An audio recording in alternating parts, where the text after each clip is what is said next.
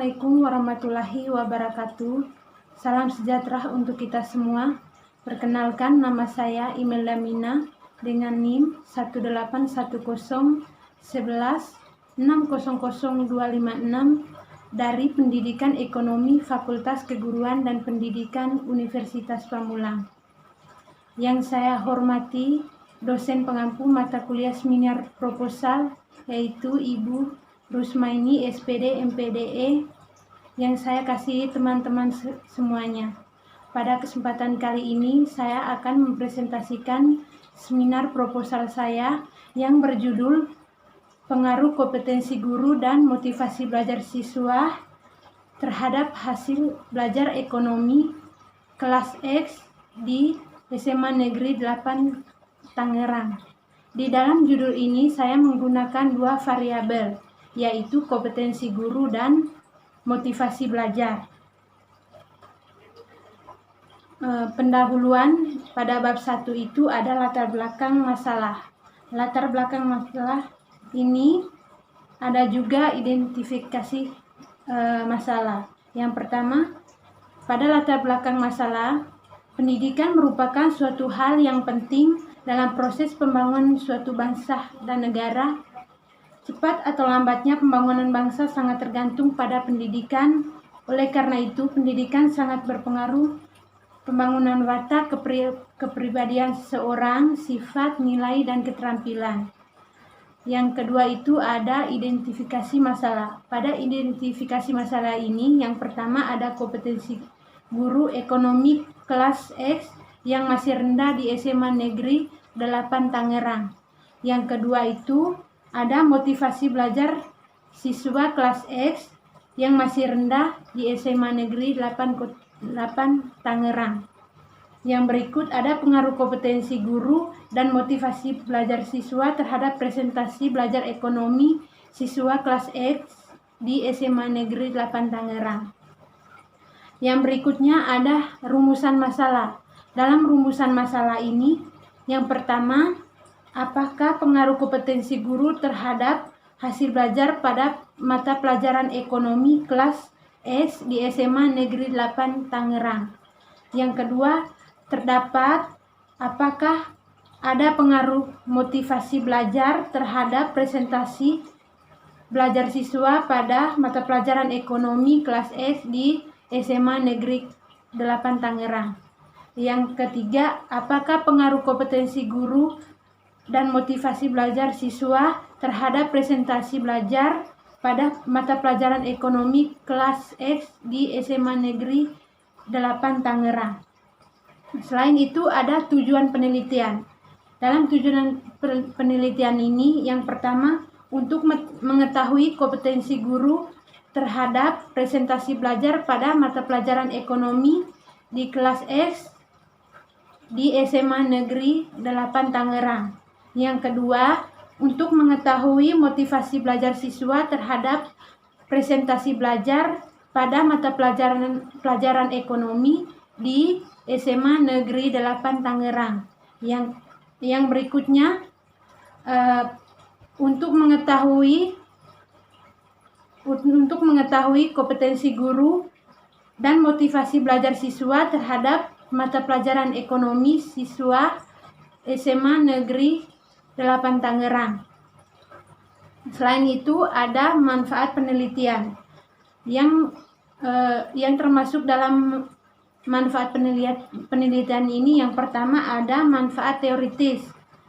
Yang pertama itu sebagai evaluasi pembelajaran guru yang ada di sekolah untuk mengarah siswa lebih meneladani proses belajar siswa yang memiliki motivasi belajar untuk meningkatkan prestasi belajar dalam mencapai tujuannya.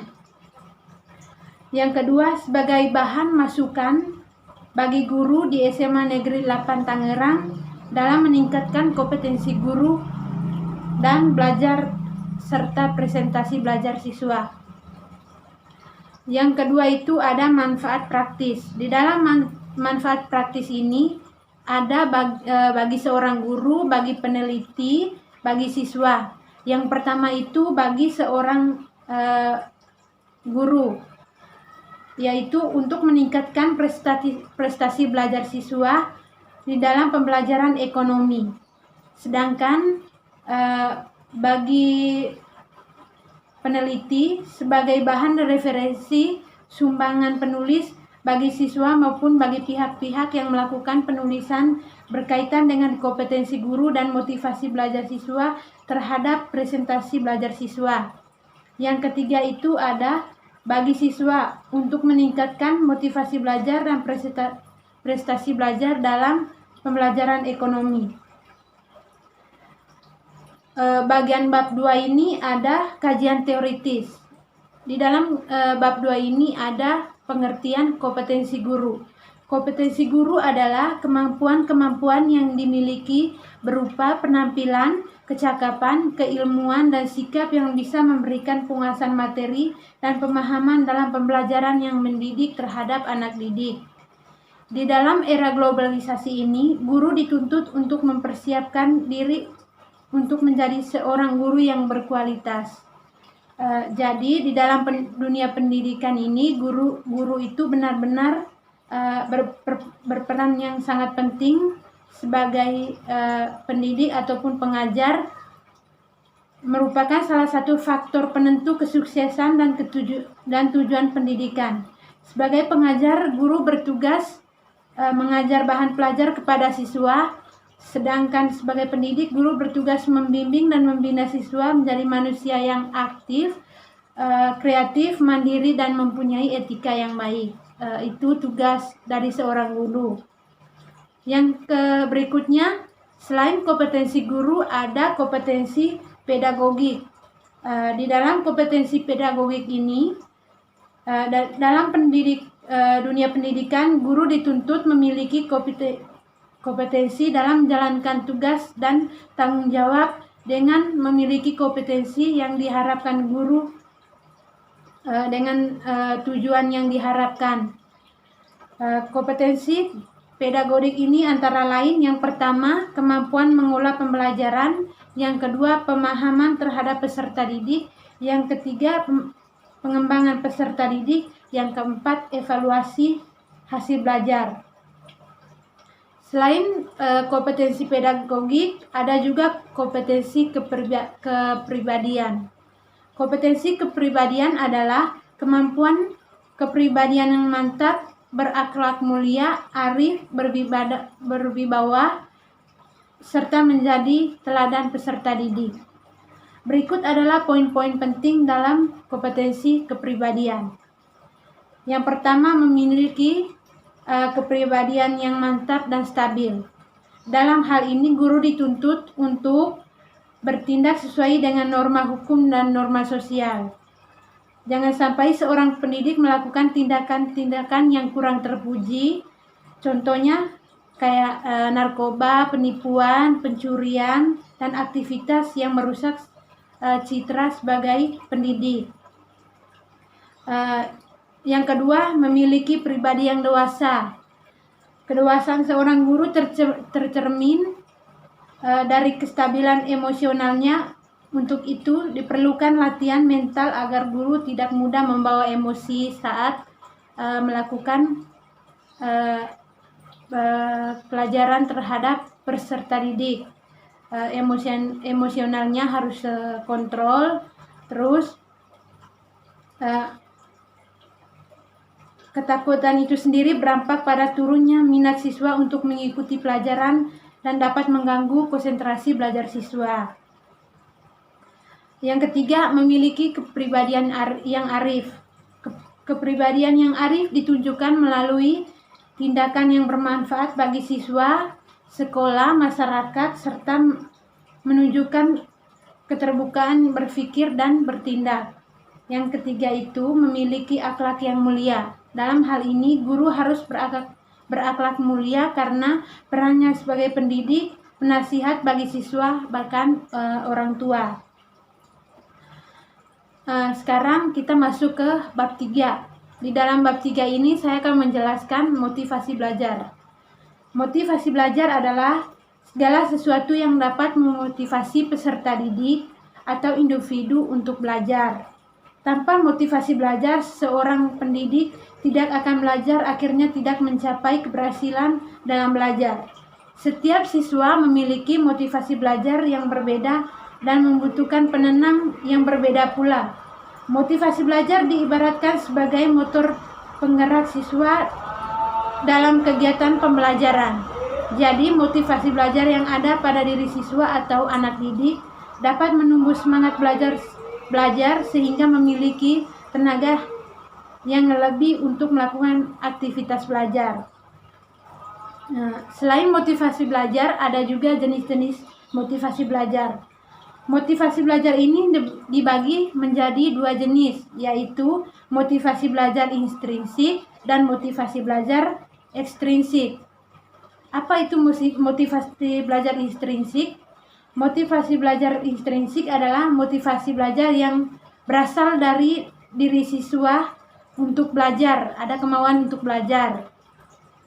Motivasi ini biasa dipengaruhi oleh keinginan seorang siswa untuk mencapai tujuan tertentu. Contohnya berprestasi, masuk sekolah yang favorit, atau membanggakan orang tua. Yang kedua tadi ada motivasi belajar ekstrinsik. Motivasi belajar ini adalah motivasi yang belajar dari luar diri siswa. Misalnya iming-iming hadiah dari orang tua jika berprestasi, itu salah satu contohnya, dan mengikuti saran atau nasihat dari seorang guru. Yang berikutnya, selain jenis-jenis motivasi belajar, ada juga faktor-faktor presentasi belajar. Yang pertama faktor internal, yang kedua ada faktor eksternal. Di dalam faktor internal ini adalah faktor yang berasal dari diri siswa. Faktor internal ini terdiri dari, yang pertama ada kecerdasan. Kecerdasan adalah kemampuan belajar siswa yang disertai kecakapan untuk menyesuaikan diri dengan keadaan yang dihadapinya. Kemampuan ini sangat ditentukan oleh tinggi rendahnya integrasi yang normal, selalu menunjukkan kecakapan sesuai tingkat perkembangan sebaya. Yang kedua itu ada faktor jasmania atau faktor fisiologis. Kondisi jasmani atau fisiologis ini pada umumnya sangat berpengaruh terhadap kemampuan belajar seorang siswa.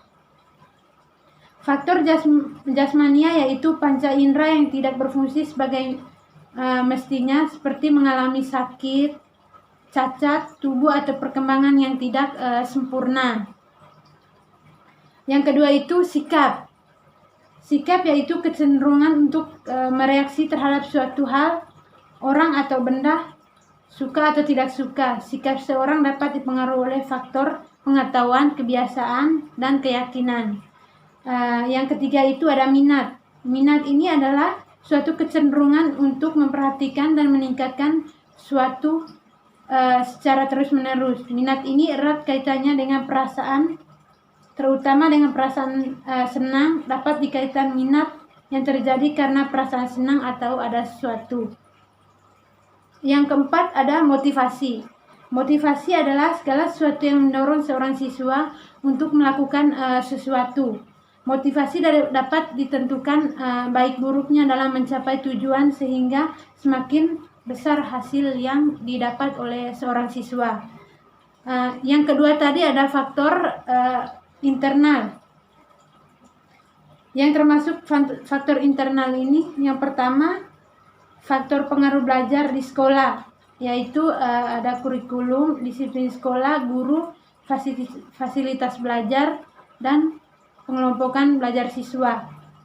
Yang kedua itu faktor sosial di sekolah, seperti sistem sosial, status sosial siswa, dan interaksi guru dan siswa. Jadi yang berikutnya saya akan menjelaskan uji instrumen dalam penelitian saya.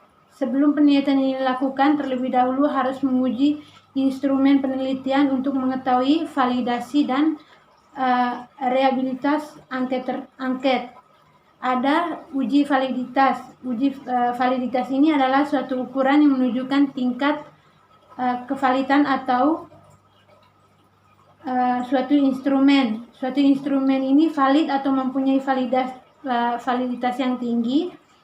Sebaiknya instrumen yang kurang memiliki validitasnya rendah, maka angket yang digunakan valid apabila pada tarafnya 95% atau variabelnya dianggap tidak valid. Selain itu, teknik analisis data yang saya gunakan yaitu statistik deskriptif dan statistik inferensial. Statistik deskriptif adalah statistik yang bertujuan untuk mendeskripsikan atau memberikan gambaran terhadap objek yang diteliti melalui sampel atau populasi sebagaimana adanya tanpa melakukan analisis untuk membuat sebuah kesimpulan. Yang berikutnya ada statistik inferensial. Statistik inferensial adalah statistik yang digunakan untuk menganalisis data atau sampel dan hasilnya akan digeneralisasikan untuk populasi. Jadi yang berikutnya, pendekatan yang digunakan dalam penelitian saya adalah pendekatan kuantitatif. Mungkin itu saja yang dapat saya sampaikan untuk seminar proposal saya. Kurang lebihnya saya mohon maaf. Saya akhiri. Wassalamualaikum warahmatullahi wabarakatuh. Terima kasih banyak.